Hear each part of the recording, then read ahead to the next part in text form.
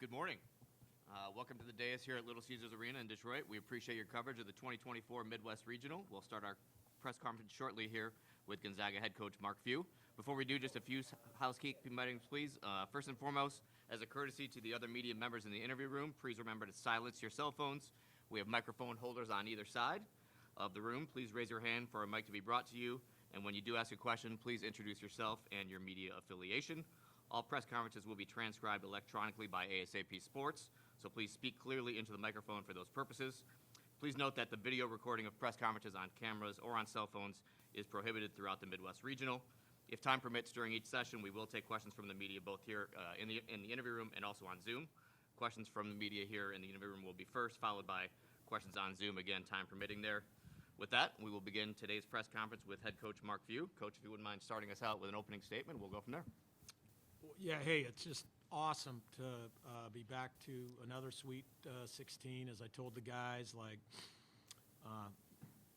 it's just a great week. It's such a fun week to advance and have a little bit of time to hang out and enjoy each other. And I think that's really important with this group, because this group, I've had some really, really close teams, but this group's as close as any of them. And I also told them, as good as this week is, the next week gets even better and is the best week. So, but we're fired up. We know we got our hands full. We've played Purdue earlier in the year, and they're a great team and been great throughout this whole year.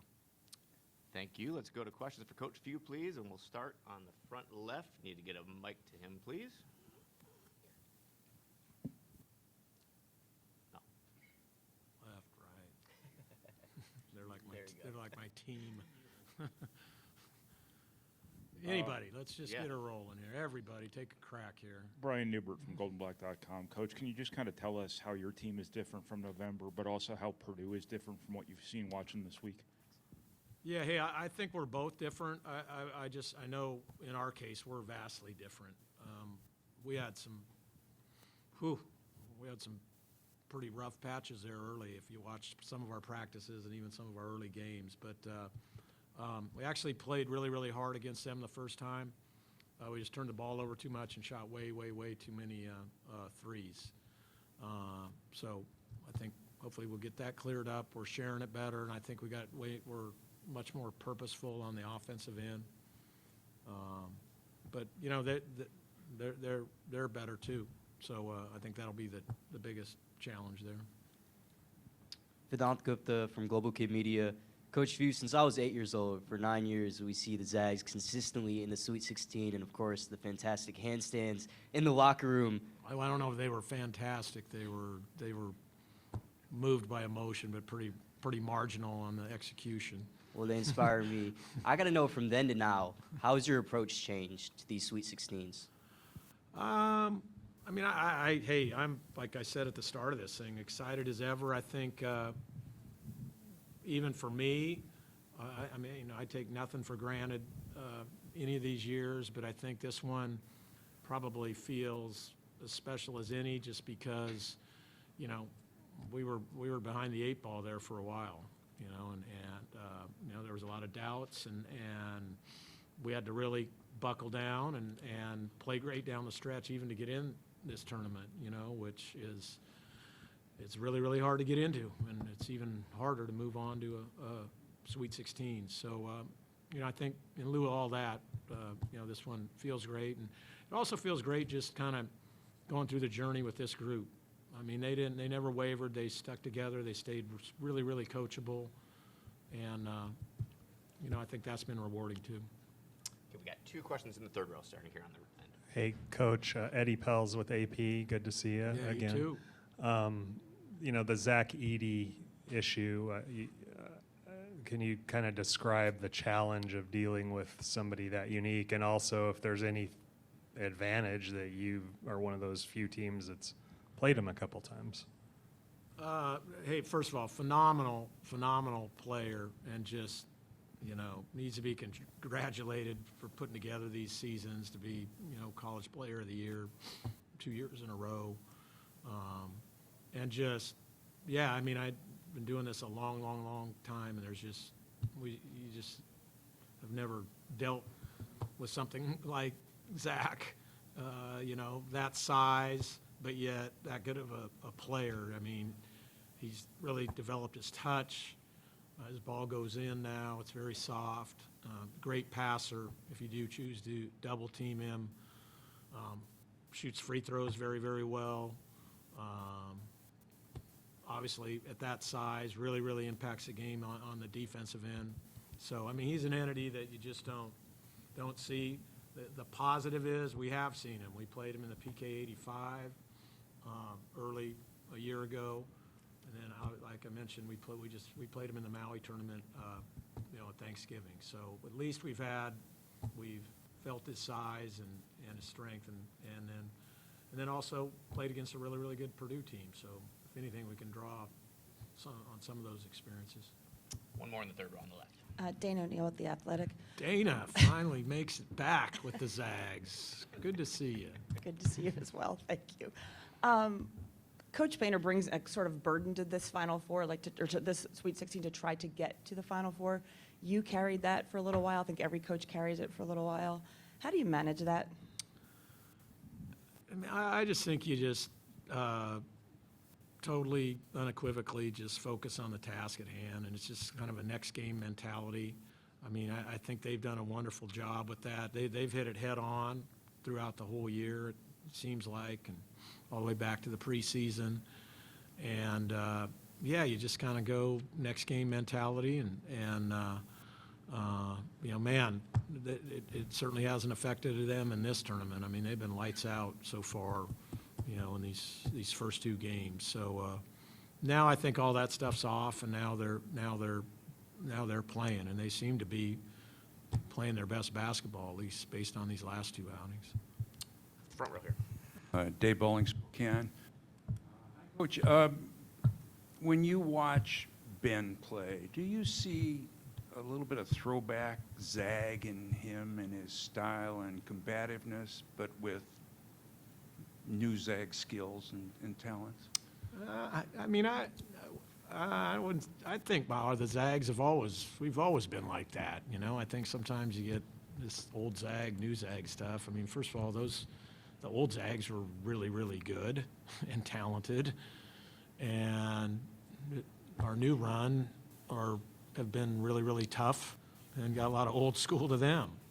And what he is he is a Zag, right? I mean, just heart and soul, and just, I mean, he just embodies everything our program's about, his toughness, how he prepares, how he just values team, and really works at keeping everybody together. And then again, this particular group just really, really rallies around him, and really, and we figured that out. So it's just important to have him around and on the floor because they really respond to him. Right side in the fourth row. Travis Green from KREM 2 News in Spokane.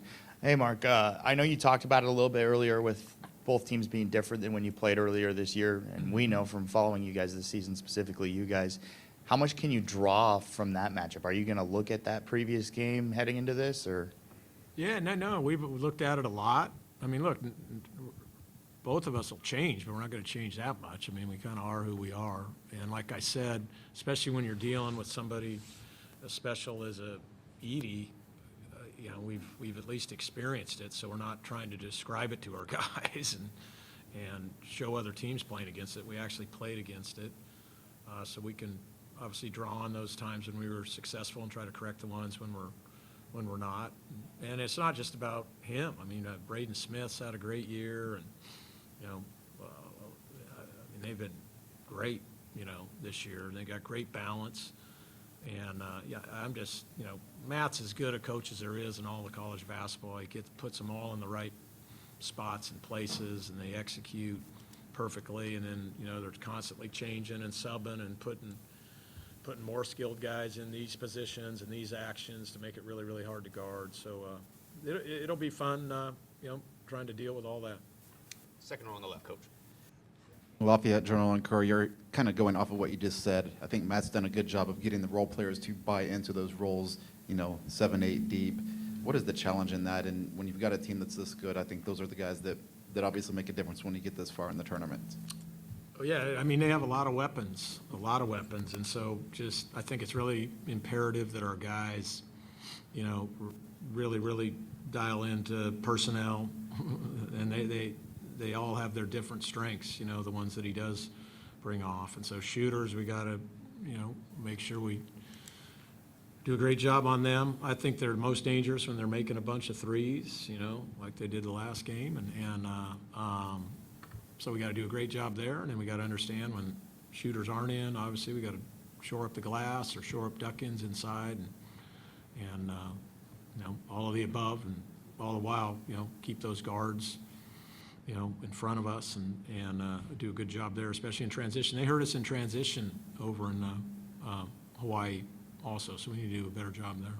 Last two for Coach on the left side in the front row, Chris.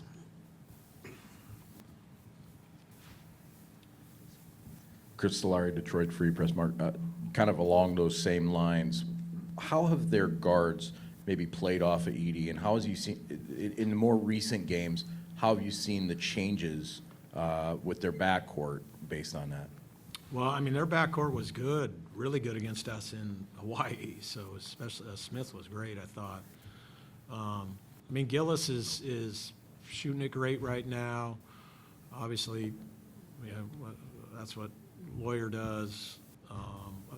The best thing they do is they just all, I mean, they've had so many reps together now. They all play so well together. They're excellent post feeders. Their timing and when and where they find him.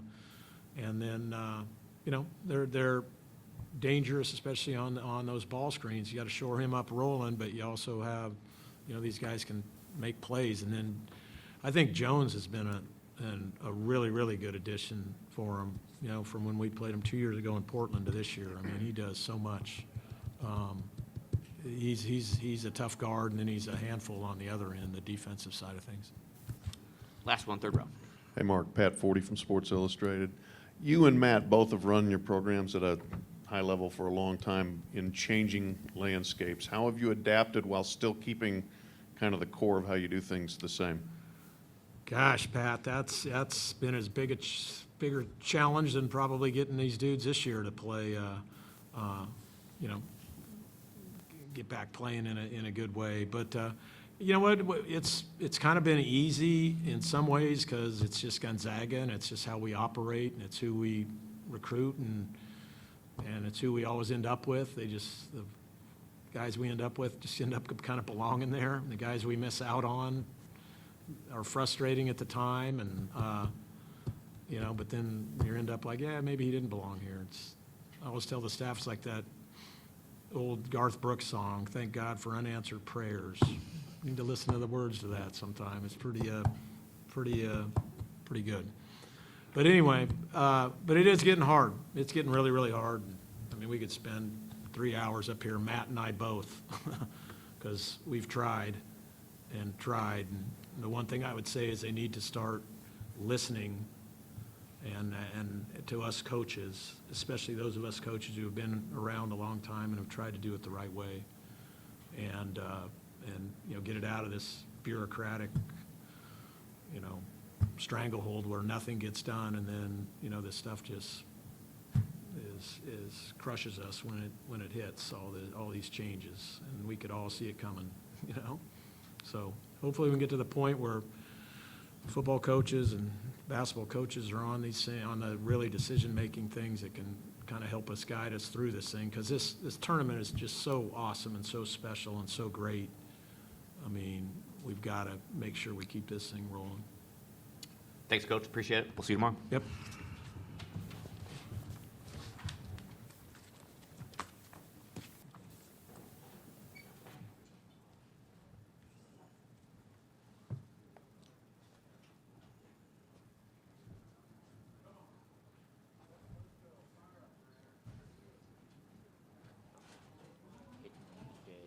And Huff in that order.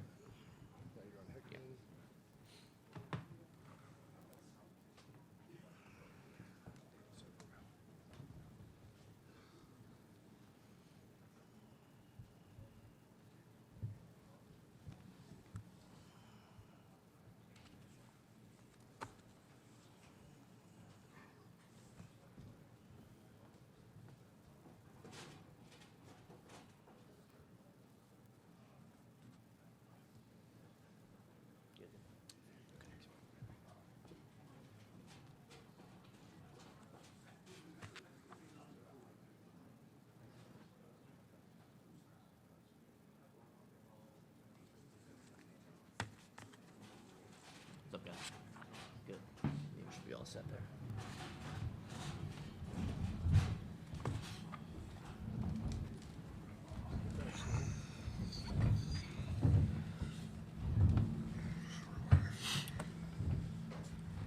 All right, we're ready to continue here with the Gonzaga-Bulldogs. Fellas, congratulations on getting to the Sweet 16. Welcome to Detroit. Appreciate it. So from your left to your right, we have Nolan Hickman, Graham Ike, and Braden Huff. We'll start with questions here in the interview room first, and if we do have time, we will take some questions on Zoom. With that, we'll go ahead and kick it over to the media. Let's start in the back on the left side. Nolan, going into February,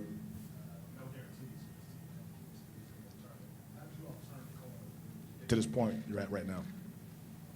Honestly, man, I think after that,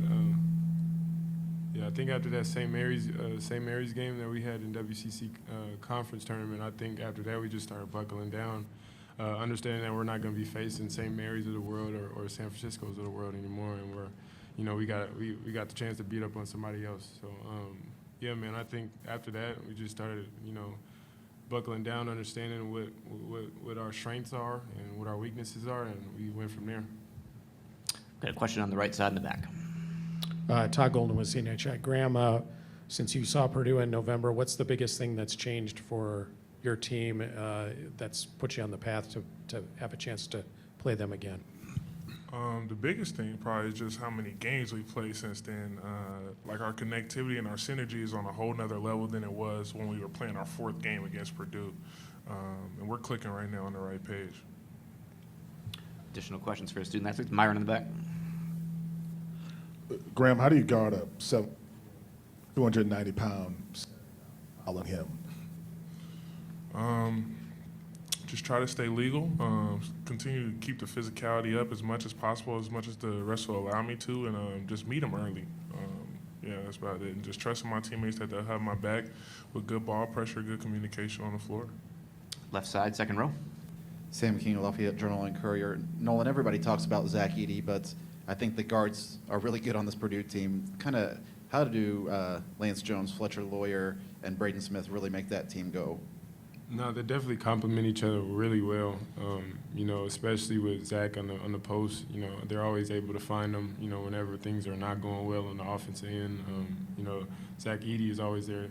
I feel like they're a scapegoat. When they need a bucket, they go to him. And they always find a way to. So yeah, they complement each other real well. Back to the left side in the back. Graham, you played Purdue, the first couple of games. You'd missed all of last year to injury. How different are you today compared to who you were in that first game after coming off the injury? Yeah, I'm a lot different. My wind's better. I say my touch is better. The feel for the game is better. The feel in our offense for myself is better. The game just feels a lot slower than it was at that time. Right side, fourth row. AJ Howell, SWX. This is for any of you guys. Mark mentioned a few times in his press conference just how special this team is to him, clearly referencing off the court. What is unique about this group of guys that we can't see when watching games? Braden, you want to take that one? Yeah, I got it. I think we're just a really tight-knit group. I think we went through some ups and downs early in the season, and I think through that we got stronger on the court and also off the court, and I think that's shown in our play lately. So, yeah, it's a fun group to be around. Everyone loves each other on this team, so it's a really cool group. I don't think you see that a ton, especially with the transfer portal and everything in college basketball now. It's cool that we've got such a tight-knit group. Other questions for the student athletes? Do we have any questions on Zoom? Seeing none. Thanks, guys. Appreciate your time. Appreciate it. We'll see you tomorrow.